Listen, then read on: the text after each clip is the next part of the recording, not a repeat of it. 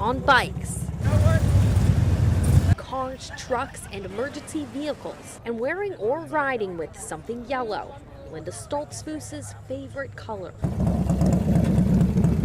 We're not putting photos, no flowers, no banners, nothing with her name. We're just representing her to the color yellow to show our support.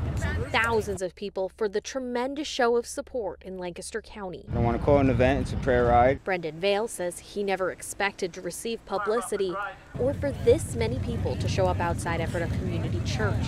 He organized the Linda Stoltzfus prayer ride for one reason. I don't want thanks. I've been overwhelmed with thank yous, and I'm just strictly doing this for the community. It shows we got a lot of good people there.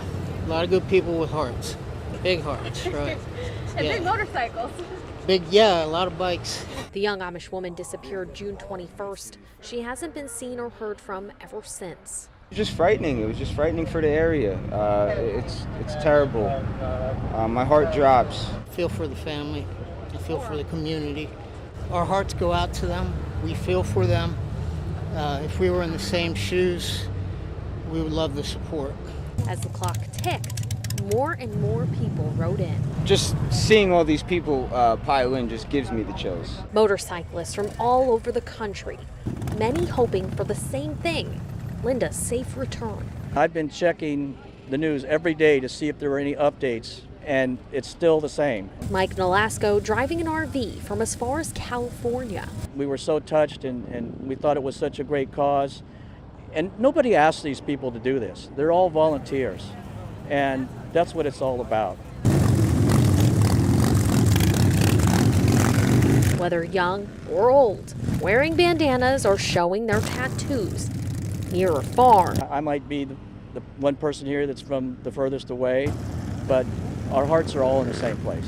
Everybody's together. Nobody should have to go through this alone. In Ephrata, Lancaster County, Grace Griffithson, Fox 43 News. I was so panicked. I didn't know what to do. You wouldn't either if you were living in a foreign country, out riding a bike, when suddenly I realized that I lost my credit card and driver's license and cash. That's what happened to Takashi Oshima, a Washington-based Japanese newspaper reporter who, working remotely anyway, decided to ride out the pandemic in small-town America. He had his valuables in this pouch. I realized this one was open. Left that way accidentally by him. I went back to the home. I couldn't find it. I went back to the trail. I couldn't find it. But eventually I called a credit card company. And they had already gotten another call from Aaron Owens. It's nothing, anything special I did. Yeah, Good Samaritans don't come much better than Aaron. We wanted to meet him, so we figured what better place than back at the scene of the furthest thing from a crime. Just right there. I was so thankful for him. So I was trying to, give him, there's a $50 here. So I was trying to give it to him, but he insisted, no. He just said something like, today you, tomorrow me. Today you, tomorrow me. In other words, strangers have helped me in the past, and this is me paying it forward. That's a letter Aaron had written to mail to Takashi in case they didn't get to meet in person. Quite a story to report back home. I tweeted in Japan, and that also got a huge reaction. More than 5,000 likes, all for what you might call hashtag golden rule. If you have the opportunity to help someone out, seize it, because you never know how that's going to ripple through time. In New York, Seth Kaplan, ABC 27 News. He was a good man. He's just a farm guy from Ono, believe it or not, and everyone liked him. He's very quiet. First responders from across the state escorted the body of Lieutenant William Lebo from Lehigh Valley Hospital in Allentown back home to Lebanon City. He showed up to work every day. I don't think he ever took a sick day, or very few, in all those 40 years. He was known for being a people person, dedicated to the community. He was very kind, very polite, very soft-spoken, very nice gentleman. Just besides being a great police officer, he's a very nice man. He was shot and killed on Thursday after investigators say a man with mental health issues broke into a relative's home. It's just sad, but you know this when you go to do the job every day. I wish he would have made it to retirement too, but this is part of the job. thousands of people. It was really, truly humbling and emotional to see, how important law enforcement really is to a community. Lined the streets to pay their respects. It helps with healing. It helps with grieving. And it's priceless. It's a traumatic event for everyone. The police chief, that he's being strong for his guys, and I know it's something that it's hard for everyone to wrap their brain around. Ready, move! To a man who dedicated his life to cervix. Just don't take the police for granted, because they have to show up and they're there and they know the dangers they're going to encounter every day. We're all family, and we're strong, and we will get through this together because we are family. There. Oh, hi, Pappy. Hi, Pappy. Yay! Hi. This was the last time Richard Stoy's family saw him, through Skype. Stoy was living at Conestoga View Nursing and Rehabilitation Center in Lancaster.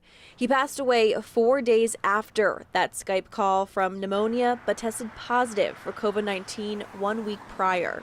They told us to prepare for his death on Friday, and he didn't pass until Monday. Although they saw him via Skype a few days before he passed, they don't consider that to be the last official time, saying he was simply unresponsive. And so when we finally got that video, that's the first we saw him since we saw him in person. And he was like, we knew it was the end. It was the end. Can you Baby! Yay! Oh my gosh! The last time Richard Stoy's family visited Conestoga View was on March 8th, leaving that day not knowing it would be the last.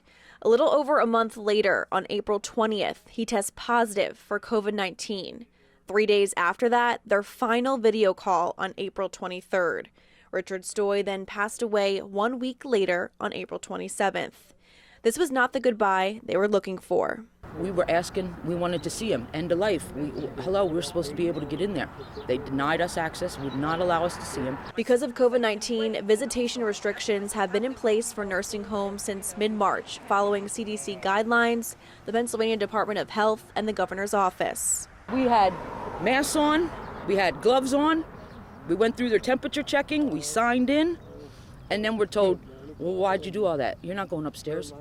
On April 28th, end-of-life visits resumed. Richard Stoy passed away the day before. Stoy's daughter Cynthia and granddaughter Angie were confused and upset when all they wanted to do was safely say goodbye. You can fight it. Pappy. They say their pappy never lost his sense of humor and was known for always giving everyone a thumbs up that he was okay. Angela says they are blessed that they at least got somewhat of a goodbye, just not the one they wanted. Love you. I love you, Pappy. Pappy, everybody loves you.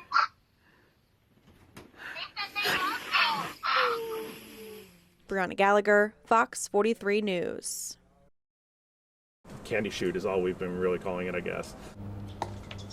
2020 has been an unusual year, to say the least, but something to lift little ghosts and goblin spirits celebrating Halloween in a safe way. Oh, actually build it?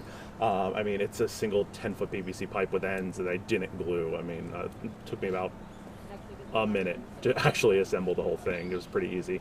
This is the candy chute Tim O'Donnell built, a way for him and his family to safely give out candy to kids, just as long as they say trick or treat. What are you going to say? What are the words? We've been practicing this.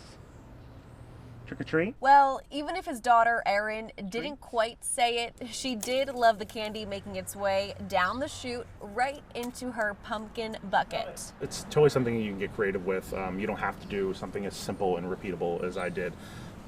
You can make it out of cardboard, you can do fun things, put twists and turns in it.